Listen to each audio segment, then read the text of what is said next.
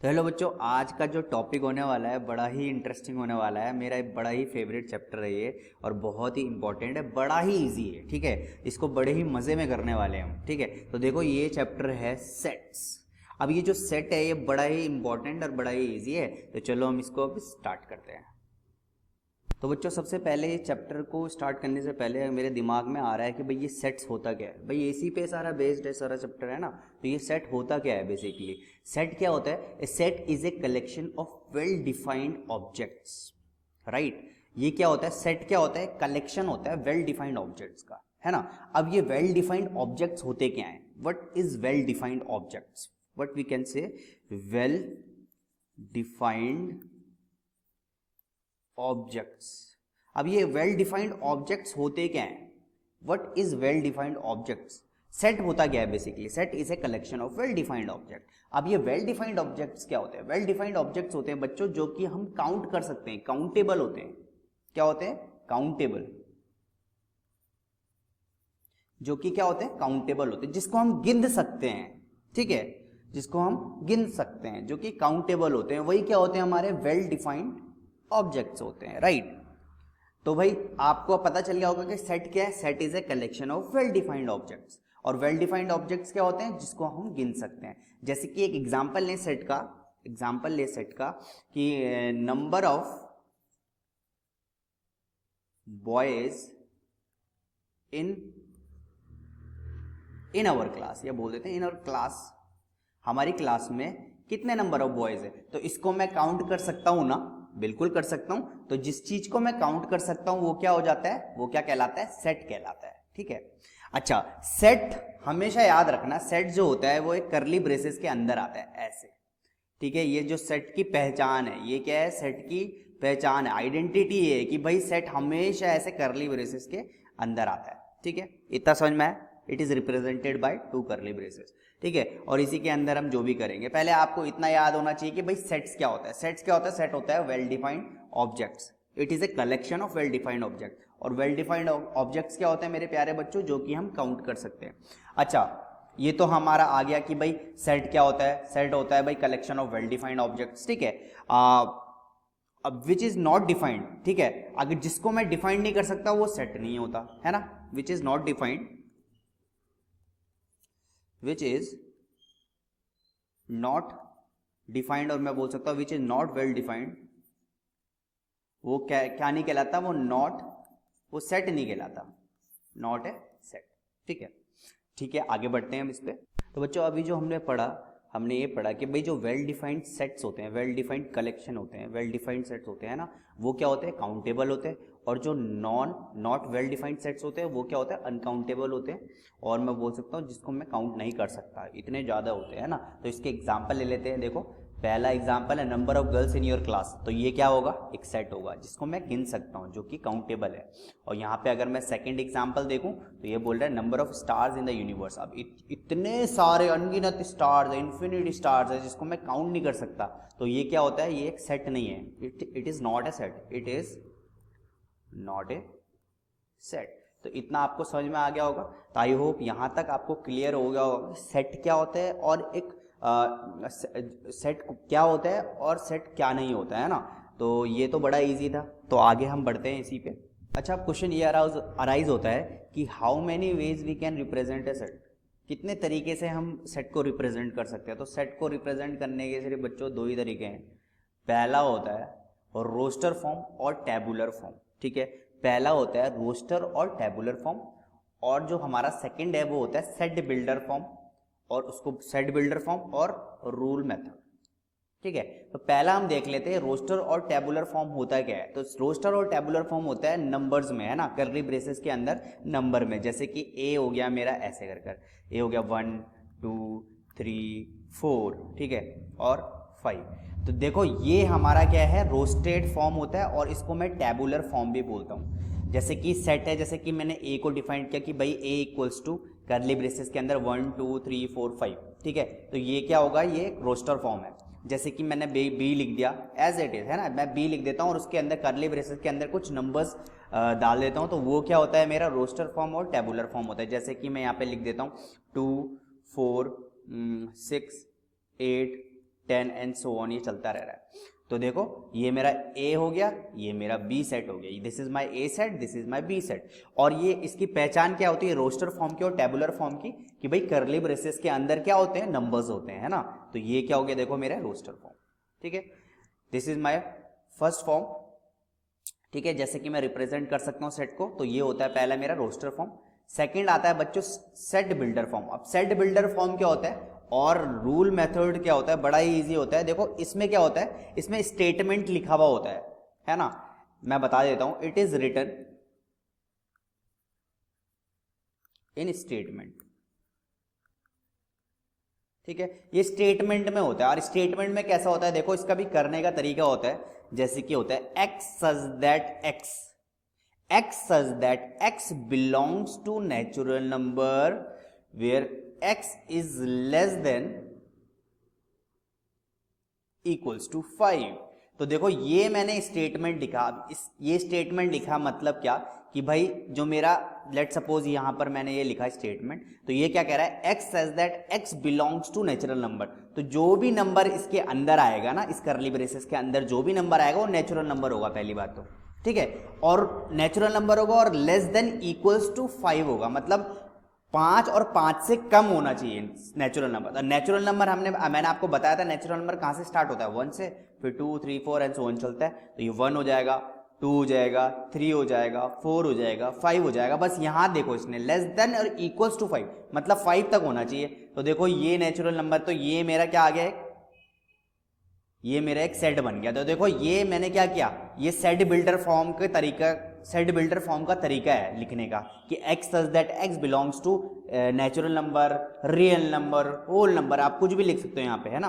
तो x such that x belongs to natural number where x is less than equals to 5। तो यहां से देखिए मैंने ये क्या था, ये सेट बिल्डर फॉर्म था, और सेट बिल्डर से मैंने क्या बना दिया, इसको सेट बिल्डर से मैंने बना दिया टेबुलर फॉर्म में, कि भाई a equals to 1, A equals to, फिर करली ब्रेसेस लगाए, और देखो बिल्कुल इसी के बेसिस पे मैंने क्या कर दिया, मैंने सेट बिल्डर से मैंने टेबुलर फॉर्म में लिया है। तो बड़ा इजी होता है, बड़ा इजी होता है ना।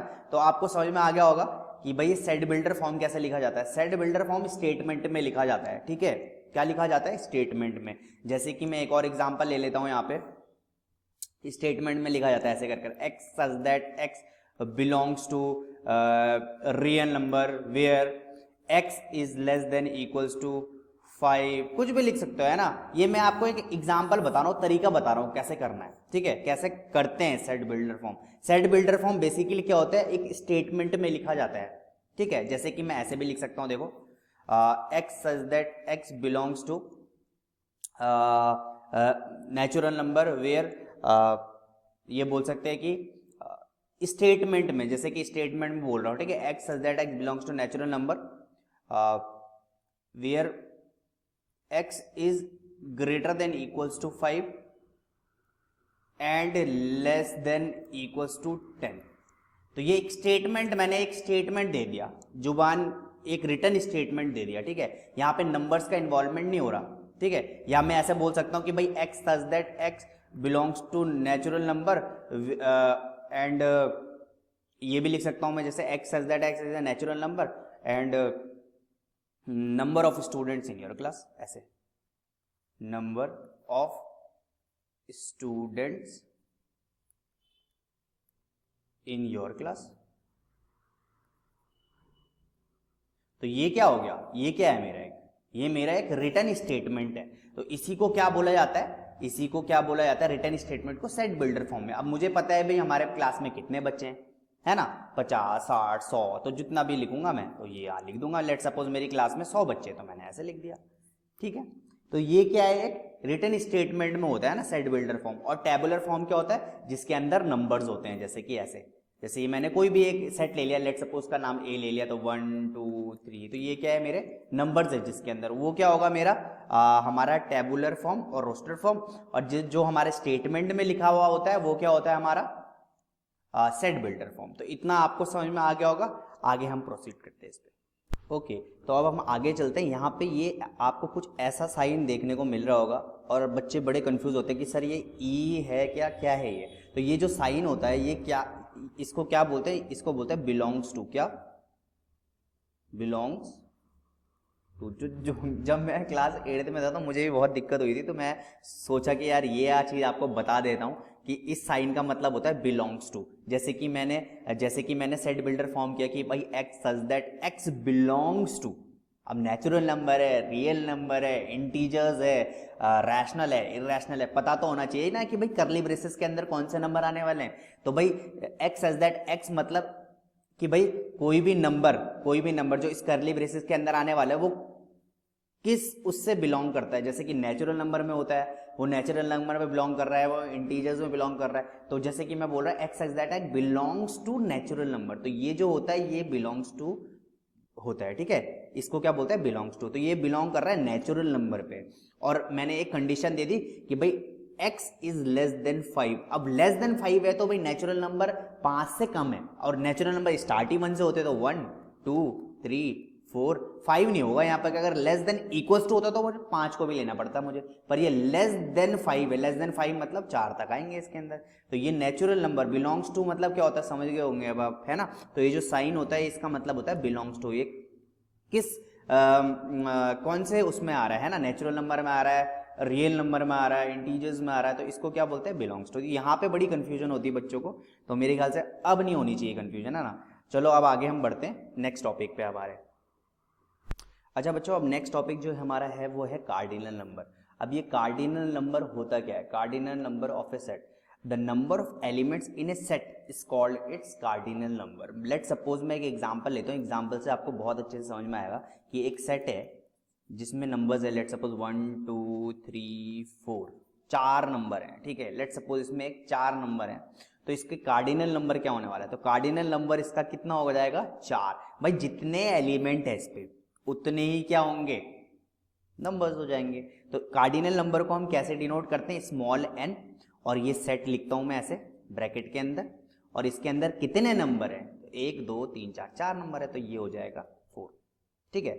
ये एक नंबर को बिलोंग करता है, एक एलिमेंट, नंबर नहीं है एलिमेंट है, सॉरी, एक एलिमेंट। देखो एक एलिमेंट, 2 एलिमेंट, 3 एलिमेंट, 4 एलिमेंट, तो ये क्या हो गया इसका कार्डिनल नंबर 4। लेट सपोज मैं एक और एग्जांपल लेता हूं ताकि आपको यहां पे बहुत अच्छे से समझ में आ जाए। तो लेट सपोज मैंने ए सेट लिया, जिसमें लिया मैंने ए 5 3 4, और ले सकते हैं ऐसे $, ₹1 भी ले लेते हैं, ठीक है, ठीक है। ये सेट मेरा बंद हो गया। अब इस पे कार्डिनल नंबर कितने हैं, तो इस पे कार्डिनल नंबर होगा स्मॉल n, फिर ब्रैकेट लगाया, ये वाला लिख दिया मैंने ए सेट, ठीक है। तो यहाँ पे इसको स्मॉल ए लिख लेता हूँ, नहीं तो आप कंफ्यूज ना हो जाओ, ठीक है। तो इसमें कितने कार्डिनल नंबर है, देखो 1 element, 2 element, 3 element, 4 element, 5 element, 6 element, तो ये हो गया मेरा कार्डिनल नंबर 6, स्मॉल n, और सेट लिख दिया मैंने ब्रैकेट के अंदर इक्वल्स टू 6। तो कार्डिनल नंबर कितना हो गया इसका, 6। तो आई होप यहाँ तक आपको समझ में आ गया होगा, है ना। तो बड़ा इजी है कार्डिनल नंबर का जो भी ये है, ठीक है। आगे बढ़ते हैं हम इस पे, ठीक है। अच्छा आपको एक चीज मैं बता दूं, बहुत इंपॉर्टेंट है, ठीक है, कि अगर मैं एक सेट लूं, ठीक है। अब यहाँ पे देखो, आपने यहाँ पे देख लिया होगा कि भाई सेट के अंदर मैंने देखो यहाँ पे सिंबल्स भी इंक्लूड कर दिए, तो सेट के अंदर सिंबल्स भी मैं इंक्लूड कर सकता हूँ, कोई दिक्कत की बात नहीं है, ठीक है, कोई दिक्कत की बात नहीं है। जैसे कि मैं अगर एक चीज लूं कि इस सेट के अंदर मैं लिख दूं, लेट सपोज मैं नाम लिखता हूं एक सन्नी, SUNNY, राइट। तो एक चीज बहुत इंपॉर्टेंट है,